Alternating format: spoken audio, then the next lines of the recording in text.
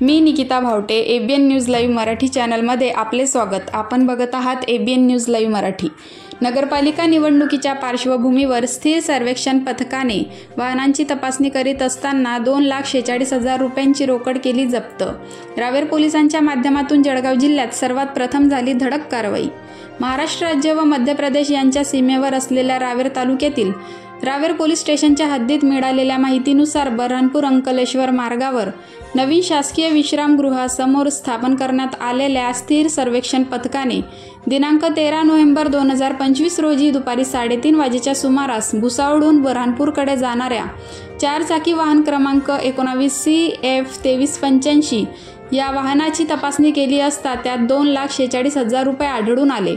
व्यापारी कुशल सुनील अग्रवाल राहणार वरणगाव रोड भुसावळ यांनी ही रक्कम घेऊन बऱ्हाणपूर येथे सोयाबीन खरेदीकरिता जात असल्याचे पथकाला सांगितले। मात्र सोयाबीन खरेदीकरिता जात असल्याचे कुठलेही दस्तऐवज त्यांच्याकडे आढळून आले नाहीत।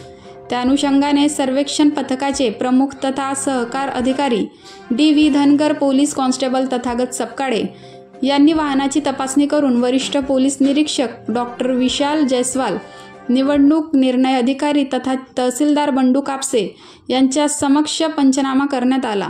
सहाय्यक निवडणूक निर्णय अधिकारी सतीश पुदाके यांनी ही रोकड सीलबंद करून जिल्हा कोषागार कार्यालयात जमा करण्यासाठी रवाना केली।